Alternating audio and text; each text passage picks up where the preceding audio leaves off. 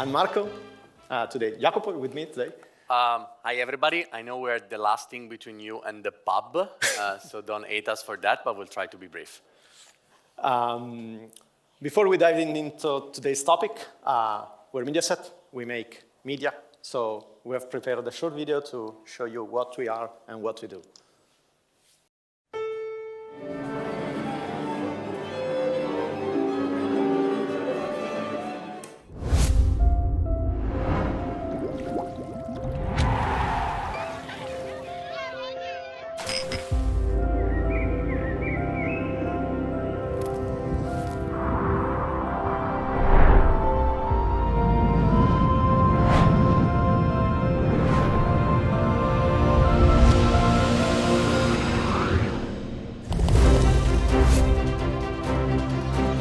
MFE, Media for Europe, is one of Europe's leading cross-media groups.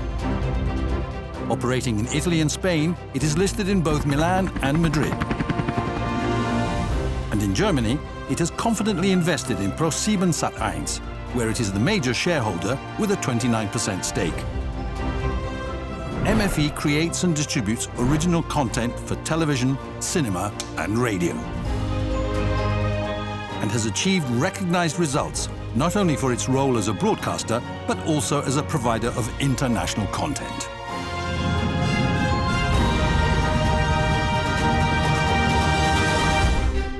And the more new ways of watching evolve, the more the exclusive content of MFE and other European TV operators becomes central.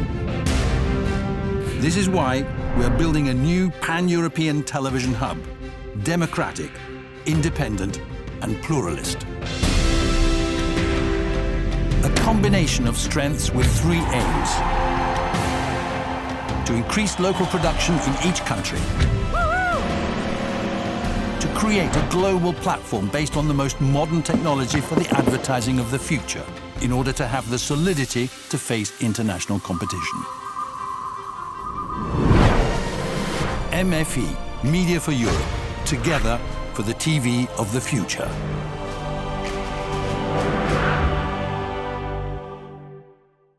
Not only television, cinema, and radio, but also digital. In fact, in Italy, we have a business unit called Business Digital, which takes care of all of our digital properties. What you're seeing right now are our top brands.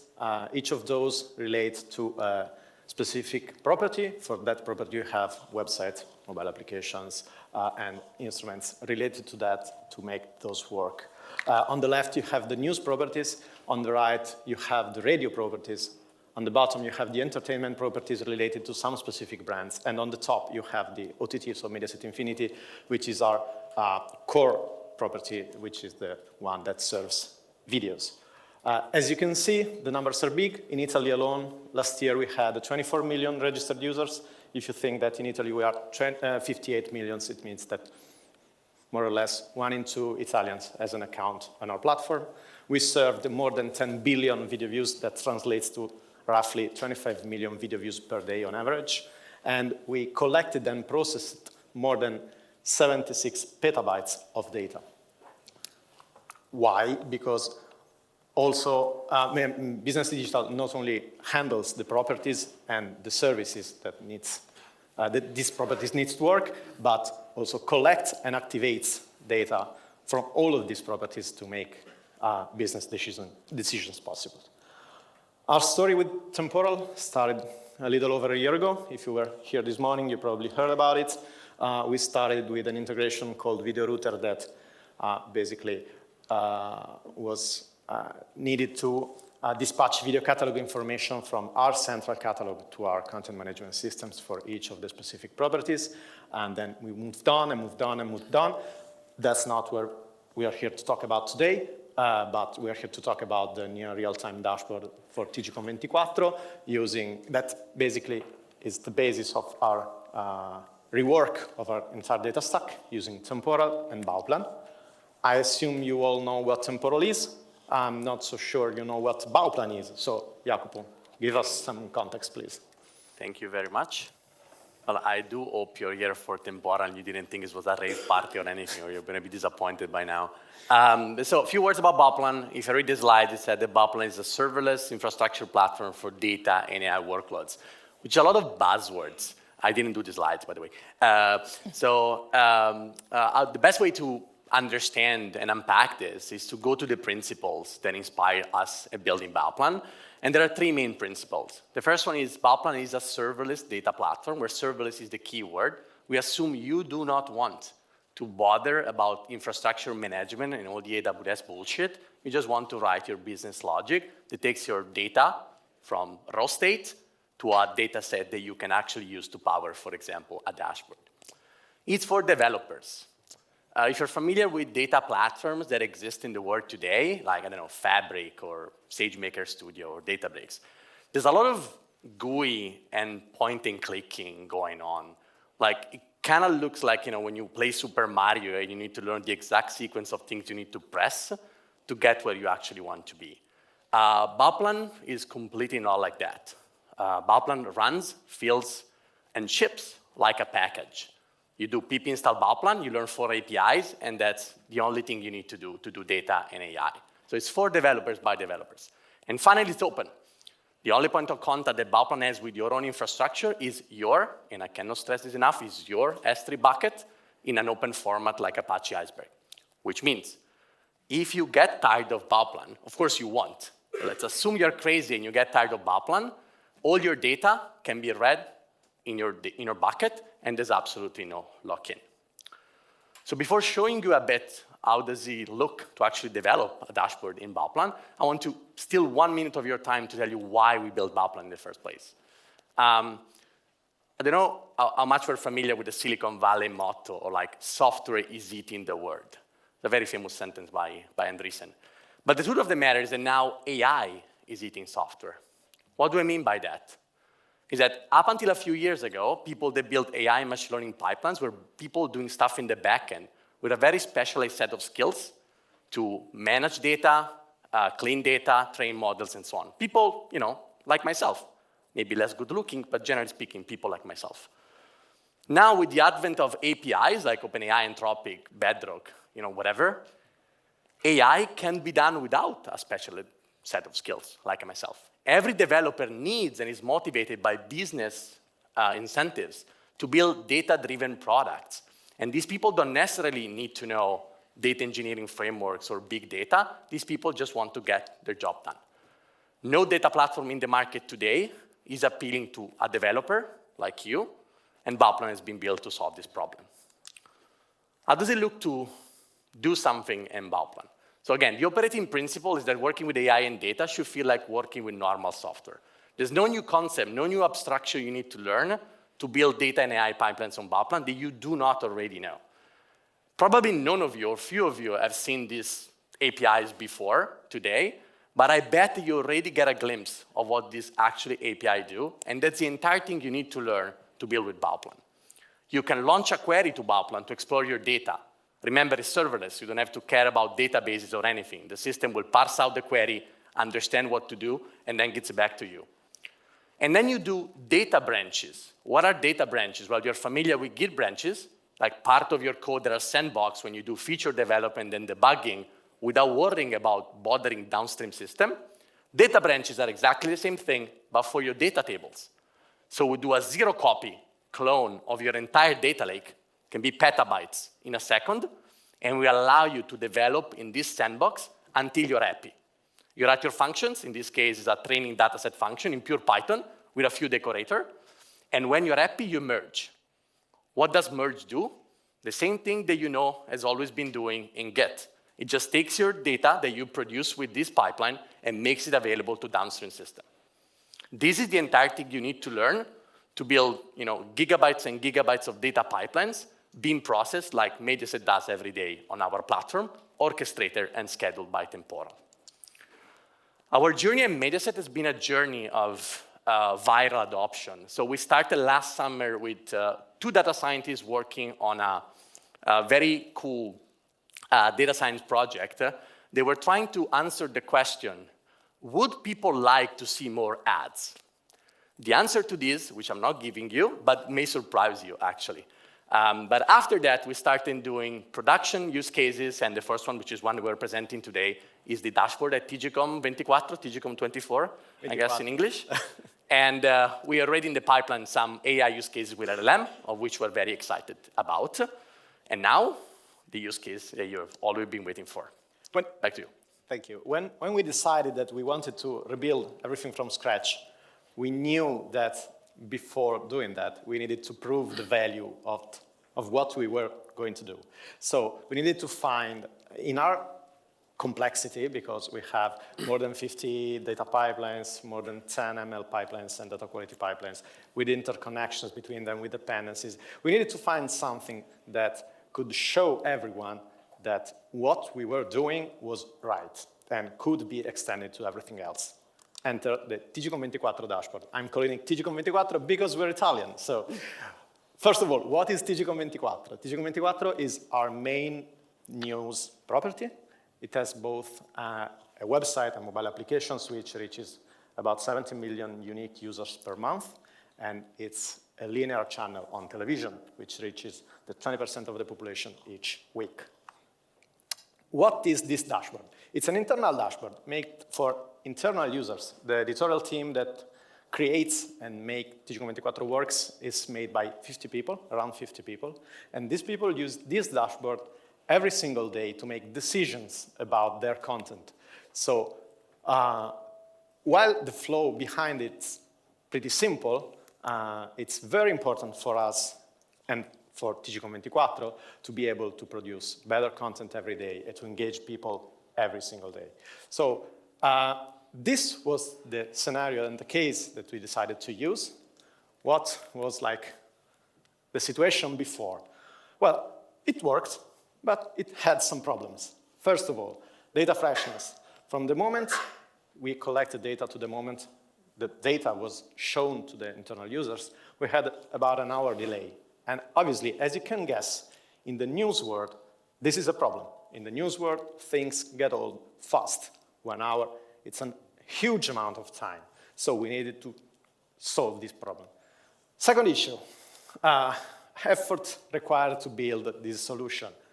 A lot. It took almost 3 months to develop the whole pipeline. While it was really, really easy, it had no dependencies whatsoever, but it was still hard to build with a dedicated team of senior people and consultants. As you can imagine, this led to complexity in management and in maintaining and in evolving this tool.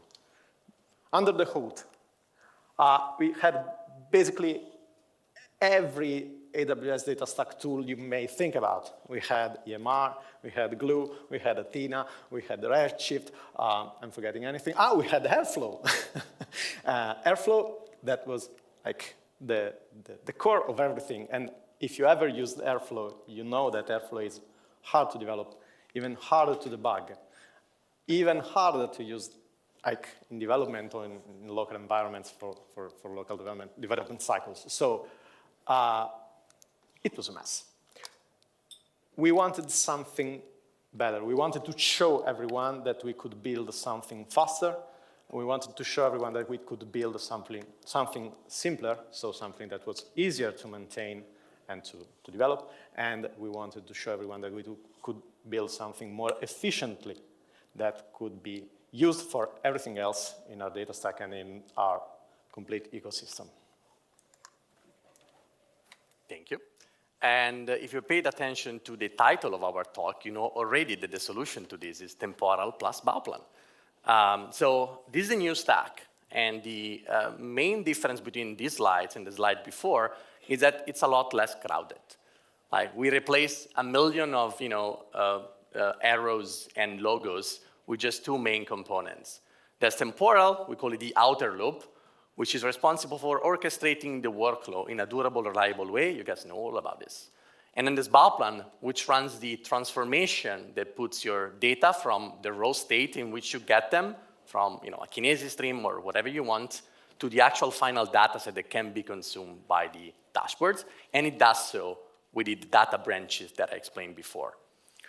So going to the code and see actually how does this look like. Let's start from the inner loop now, and then we go back to the outer loop. So the inner loop is the logic that basically govern how data is ingested in the tables that are powering the TGCOM dashboards. And this is not a simplified version of the code. This is literally the 5 lines of code that you need to get the data from the raw state to the final state in the table. So if you look at the drawing, you're going to find a source table in S3. You're going to file there's an operation called create branch, which again, just imagine the same thing for Git, but on your entire data. You're going to append data in that branch, which means the main branch is still whatever it is. Nobody see the new data. Why? Because you have not checked the new data. We don't want new data that is corrupted to screw up the TGCOM 24 or 24 dashboard, okay? So we run some code on this to make sure that the pipeline, that the data is actually good quality, and then we merge. Again, if you're familiar with any CI/CD flow, this is basically a CI/CD flow in 5 lines for your data. But how do we run this? So this is all good and well, but this is the inner loop. Like, how do we run this every X minute? How do we make sure that this gets delivered, in a timely and reliable fashion? You can map every single operation that is just mentioned to you to a temporal activity. And then it's going to be the job of temporal to schedule and reliably run this, retry if necessary, and just go along with our merry day, knowing that the data is being processed every X minute, and it's being processed reliably. If something goes wrong, a data quality checks fails, we don't merge. So we put an alert, people can go and check, but in the meantime, people know that the dashboard has the latest reliable information that is there.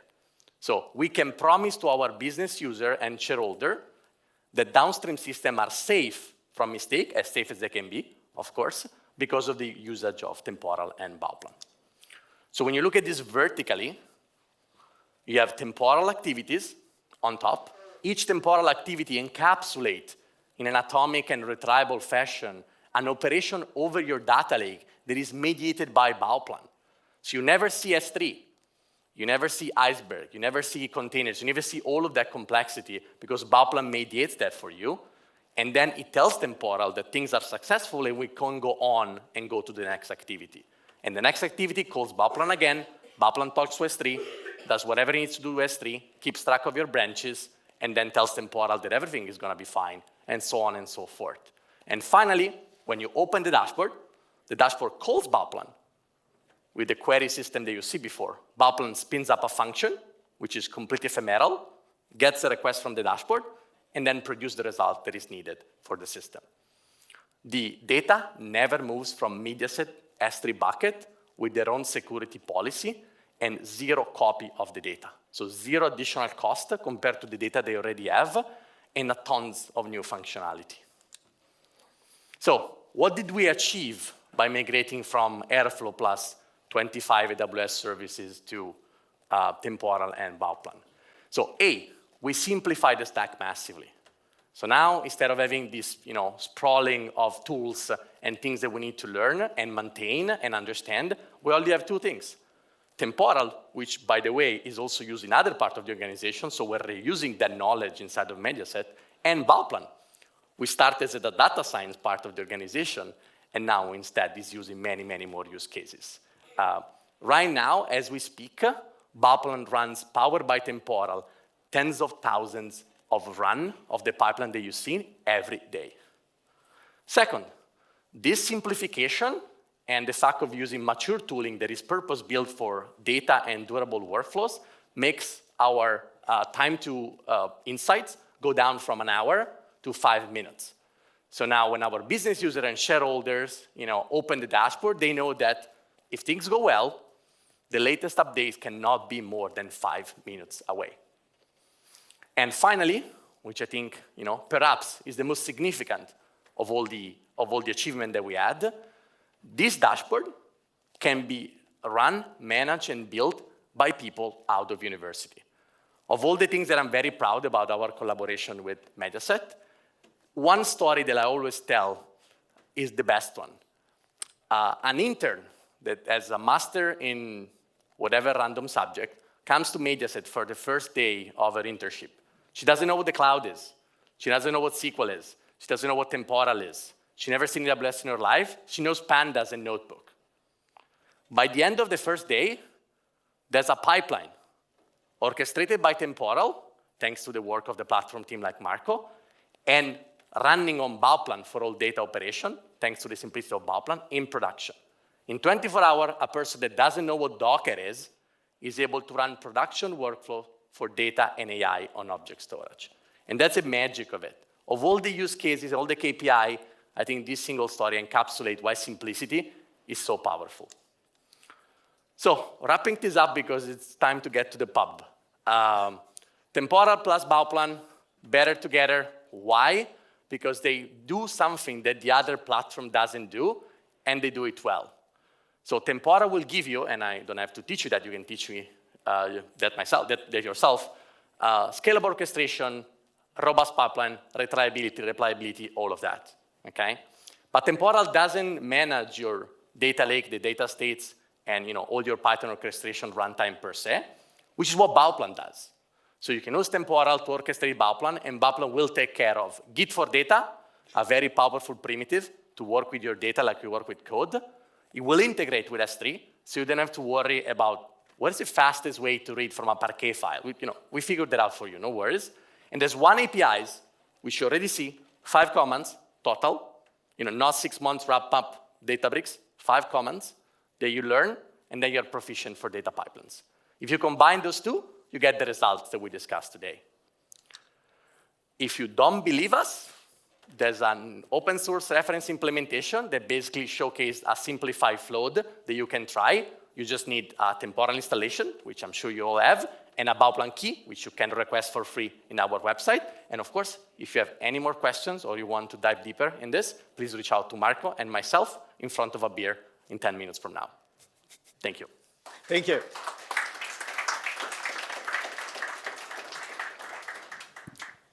Okay, we have time for some questions. If you have any, raise your hand, and I'll come to you.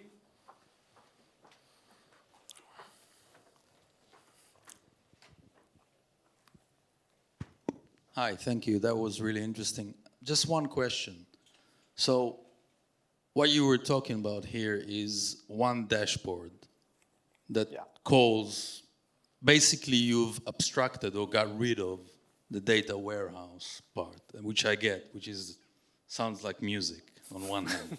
But the reality is, can you apply it to somewhere where you use Power BI, BO, a lot of dashboard, and you need flexibility for people to build data sets? And can you get rid of easily if you're not using only one dashboard? And also the second part is that, can you use that combination? Do you have to tie it with Bauplan? Or can you use another thing which you can see in the same vein? So my side of the answer, then I'll let the Mediaset side of the answer. My side of the answer is that Mediaset will start using Looker with Bauplan. Looker as an alternative to Power BI or any other tool. So the connection there is definitely possible. As for the first part of the question, which I think is more about the process inside a large organization of like how people deal with data, there's more of a question about the organization itself. Our philosophy is, as developers, the data is best treated as code. So people pointing and clicking into front-end tools that have no version control and that are completely invisible to the rest of the organization should asymptotically decrease. And instead, version transformations inside Git and other storage, they should asymptotically increase. And that's a world we're building for. So we're betting that the world needs more developers and less point-and-click bullshit. And of course, we may be wrong. I can only add that, of course, what we have seen today is a really, really simple example. And as I said, we needed to prove value in what we were going to do, because otherwise the company would not let us rebuild everything. I know, you know, it's in large enterprises, it's always a problem. But obviously, we have all the power of Temporal to make all the complexity above this possible. So we have scheduling or scheduling, whichever part of the ocean you're from. We have child workflows. We have retries. So we have a lot of stuff that we are already using inside Mediaset. So we know about, we have signals. I mean, you name it. We can use it to make all of our complex workflows work like they're working today. But we proved that a couple of young people could stay in their desk 6 weeks and make the beautiful dashboard that you've seen with almost no knowledge. And that was the important thing for us to prove.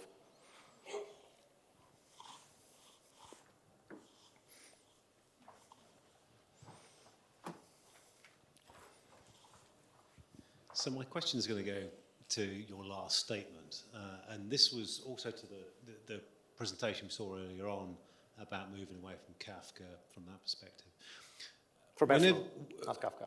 Yeah, from Kafka, the Kafka using that as the topics to mediate things. When you quote these numbers of, oh, it moves to a junior developer, how is this for a new process? Because often what we're seeing is, oh, we replaced this with our wonderful new technology. The problem is, in most use cases, the work is understanding the problem, mapping the problem, getting the data in the right format, understanding the transforms, understanding the business need, understanding how to interpret the data for the business need for the dashboards, which to my understanding was already done. So all you're really doing is the mechanistic part after that. So whenever I see these numbers about, oh, this new technology saves all this time, realistically, for a true business process in a new space, it doesn't. So have you tried applying your junior devs to a real new problem and shown an equivalent saving in time? I'll try and answer, and then I'll let you add on this. No, but I agree with you. I mean, we only saved in implementation time, not in the analysis part of what was the requirement of the product team and what was asked of us and what we wanted to build. So it was just probably implementation time, but it was implementation time. And that brings me to my second question, is that, again, there's several individuals that are saying, you know, we moved from Airflow because Airflow is complex, we couldn't debug it, blah, blah, blah. I do not have that experience. I tend to find that Airflow is actually very easy to debug, both at a platform level as well as the DAG level itself. So my question to you is, were you using managed Airflow or were you using native self-hosted? Self-hosted. Self-hosted? Yeah. And you still had problems debugging? Yeah. But also, I can tell you that Airflow is a really powerful tool for data pipelines. Everyone uses Airflow. I mean, thinking about using Temporal for some people that are like really senior people on Airflow sounds like a nightmare. And we've been through that. We had people telling us that. But if you think about it, having the capabilities of Temporal behind this kind of flows, so this kind of integrations, make something possible that weren't possible before. For example, when we started the first project with Temporal, the video router project, we evaluated Airflow. But in that unit, in that development team, we had no one who knew Python. So that was a problem for us. And then we evaluated several other tools that all had the same issue. So specific for that use case, specific for that scenario, Airflow is perfect, probably, for data integrations, but falls in every other way. Unless you try and squeeze that other scenario that you may have into Airflow. Having a general purpose tool may seem more difficult to use for one specific use case. Everyone today has talked about finance, but not so many people talked about data pipelines. I think I saw one speech, one session late in the morning that was talking about that. Making Temporal work with data pipelines may not seem like so easy at first, But I think, and we think, that we will gain a lot of advantages in like democratizing, if you allow me the term, implementation, so that we can interconnect different flows that do different things and may be not strictly related to data, and we may allow different people with different kind of knowledge to work on these flows, not having the constraint of knowing Python and knowing all of the things that Airflow needs to work properly. I don't know if you want to add anything to that. I just want to say, like, one thing, like the important. I agree with the transformation thing, and that's what I said. Like, you know, you want to focus on your business logic, and the platform should take care of the rest. But in data, the platform is more than 50% of the thing. If we take the same people and we get them inside of SageMaker Studio or Databricks, and we say, yeah, the processes are mapped. Just go and do your thing. Months and months, we even know where to click. So the counterfactually here, will the same people in another platform that is not code first achieve the same thing? And the answer is a resounding no. There are also other use cases, the advertising one that, again, was not part of this. Maybe we're going to tell you next year at next reply. When you see value created out of months and months and months of old tools, and value was hard to extract, and the same people, so by definition, it cannot be the difference, now switching to the new Temporal plus Bauplan stack to be able to unlock very, very significant amount of money, because advertising, as you can imagine, is a very important part of the business. So I agree that no tool can promise you to streamline business logic or learning a company, and if people promise you that, it's bullshit. You know, that's a tax you always pay with new hires. But there's no reason why there's also to be an additional tax, which is learn PySpark. It's 2025. There's no reason for the tax to exist anymore. But I'm talking too much, so they cut my mic. The semaphore is red. I think someone is telling us that it's time for Sorry, there was, big Spark doesn't want me to say the truth. But yes, but you know what I mean. So there's only one tax that we pay. We shouldn't pay the other one. And I think infrastructure in data has been mostly, again, a specialized skilled game up until so far. And now it doesn't even matter what we want to do. Now it cannot be anymore, because if everyone wants to do a bit of an AI somewhere here and there, this is just not going to scale to the population and skills that we have in the general developer population. So we need to lower the bar. And I think a huge takeaway from Temporal also and Bauplan is that if you lower the bar, magic happens. Doesn't mean the problem can be solved instantly, but compared to the speed that we had before, I think that everybody recognized the gain, and it was a very good win for us, Bauplan, and for the team with Marco and Fabio at the company. I hope that makes sense. It does. One more question. Any plans with Bauplan to integrate to something like DBT so that you can effectively have the abstraction of the transform in code and then the execution of the transform through Bauplan? It is a very good question. A lot of people ask for that. We don't have a transpiler.